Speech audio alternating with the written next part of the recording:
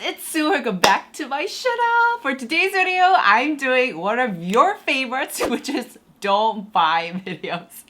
You guys love watching these videos, even though, to be honest, it gives me anxiety filming these just in case I feel like a brand might sue me. But anyways, here you go. You're welcome. You better press that like button. In these videos, you guys know the drill. Just because I say don't buy doesn't technically mean they're horrid. It just means that they didn't work out for me. And especially with these set of products I'm going to mention today, actually these weren't that preposterous. It's just that I know so many other better alternatives that worked better for me, or better quality, or better price point, etc. It's just that I wouldn't go out of my way to recommend these for you guys, especially considering how some of these are like cults. Like some of these are very, very popular.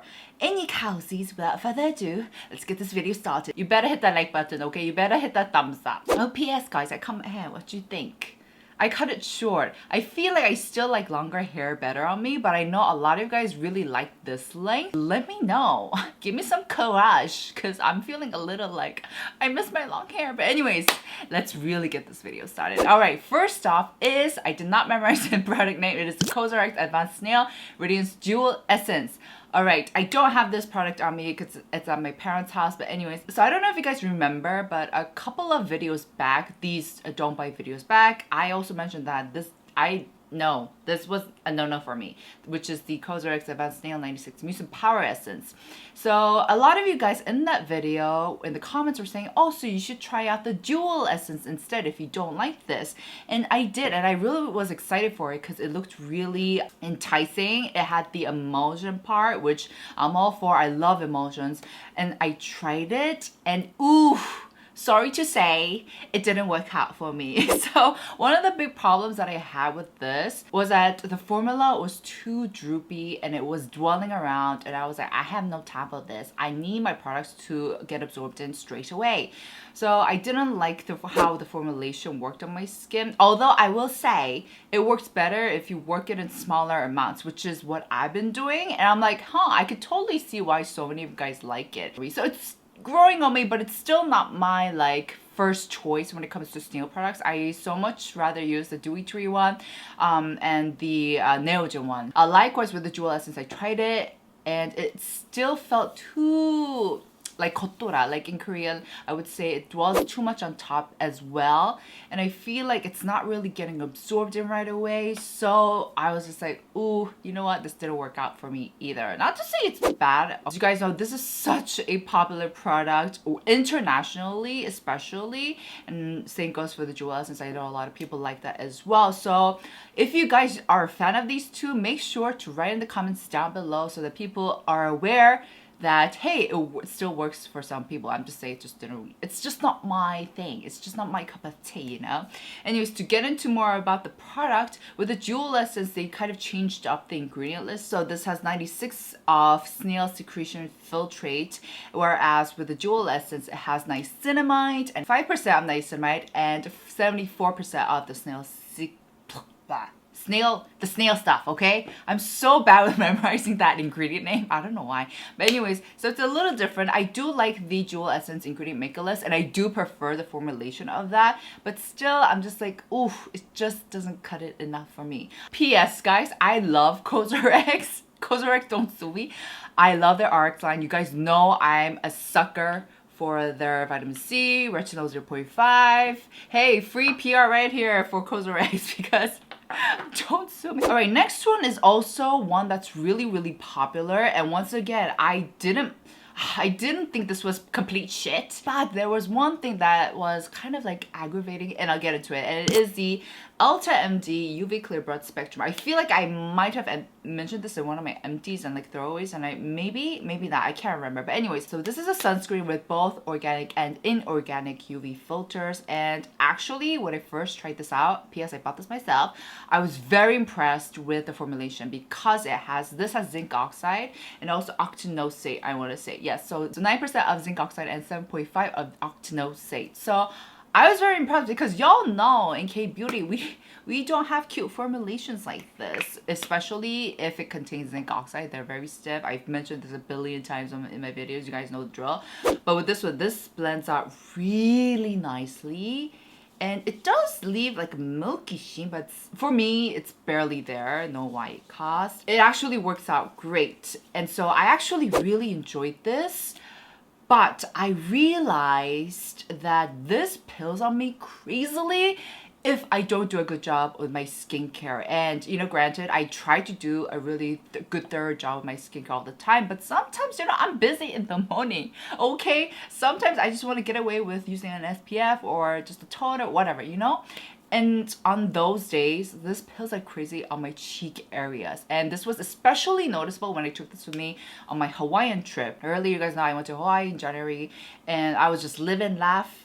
And I wore this all over, and this would pill like crazy, especially my dry areas, so my cheeks and my body, especially because my body, I don't really necessarily, especially in that during that trip, I didn't really apply anything other than SPF, and this pilled like crazy. And I'm just like, I can't afford to take chances in the morning like that. So although the formulation is beautiful, I like the ingredient list, I just can't afford to be wearing something that might pill under my makeup or just in general. Even if I don't have makeup on, this will pill if it's dry. So and this was expensive. Okay, this was like $40 or something like that. That is pricey. So I rather just use my good old, you know, K-Beauty SPFs that are so hydrating, they won't pill, and I could technically use them or double them up as hydrating cream. Especially if you have oily skin, I feel like this would still work great because this didn't pill on my T-zone areas. No, it's just on my, once again, dry areas. So the formulation is beautiful. It's just that I don't want to risk it. So there we go. All right, next we also have a product that actually isn't too bad, but I just rather go in with another product that I really, really love. So here is the product. It's the Mixun Centella Stick Balm. P.S. I love Mixun. Mixun, I love you. I love your Kong essence, the bean essence. I love your hyaluronic toner. Oh, and I love their bean cream. Their bean cream is really good. So do not get me wrong, okay? No hot feelings, okay? It's not personal. But this is what I mean when I say, ooh, there's some multi-balms out there. They're not quite as high quality as the Kai one. You guys know this is like my go-to. This is more, see, you can already see the dent. I don't know if you guys can see, but this is once again a multi-balm, and it's for sure like less oily. So if you have more of a combo skin and you don't like the Kai balm, if the Kai balm is like too heavy for you, this is actually not a bad option. This, as you can see, has more of an opaque formulation, and so it feels more hydrating than oily. But the reason why I don't reach out for this one is because it gets mushed up, it gets broken. Especially, I'm someone who likes to apply the multi-balms everywhere, and by that I mean not only my face but also my hands, my neck. And so I just like to be all rough, and sometimes when I do this, this one as well as some other multi-balms that I've tried, they'll just get mushed up and there'll be little bits like falling off. And I'm just like, that's not cute. Just in case you guys aren't aware of what multi-balms exactly are, basically they're exactly what their name suggests. It's a balm that you can literally use anywhere that you want, to your hands, your face. P.S. I actually love the ingredient list for this. It has centella, so it's very calming. It also has alpha bisabolol for brightening. It also has tocopherol. So I actually like the ingredient makeup. It's just I'm not really impressed by the formulation. All right, for the last product, once again, this is actually not that bad of a product, but I know so many other great, like more affordable, better bang for your buck alternatives for this, and it is the Kiehl's Ultra Facial Cream. I know, guys, this is such a popular product. I know so many people who live by this, who swear by this, and this is actually my mother's. My mother actually loves using this cream, and I actually like the formulation. It's not bad at all. It's a moisturizing cream with squalane in it, and it's one of those creams that's just going to really hydrate and nourish your skin without it being really dense, especially if you have more of a dry combo skin. I feel like this is going to, if you have oily skin, no, stay away. I remember back when I had oily skin, this did nothing for me. So if you have more mature skin, this is great. However, this costs 50,000 won for 50 ml in Korea, and I just know so many other creams that are so much more affordable, and they're just as good, if not better, in terms of quality. So straight off, I can recommend the Estura 365 cream, or wow, I look really dark in the viewfinder, sorry guys.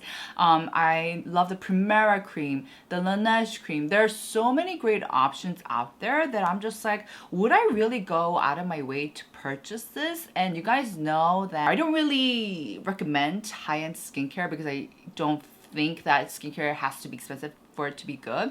However, there are specific high-end brands or products I will use, like the Bobbi Brown cleansing oil. I also like Kuoka skincare. They're very expensive, but because I think they're worth it, I will go out of my way and purchase another one. But this one, I'm just like, I'd rather pick Estura any other day. Alright guys, that's it for today's video. I hope you guys enjoyed. If you guys feel otherwise, if you disagree with me strongly, which is, I welcome that. Hey, skincare is different for everyone and it's very subjective. So if you've had different experiences with these products, let us know in the comments down below, because sharing is caring, okay? So once again, these products weren't actually complete shit. These were actually all good, but it's just, I would never, they wouldn't really be my first pick per se. Alright, make sure to give this video a thumbs up and I'll see you guys in the next. Ciao!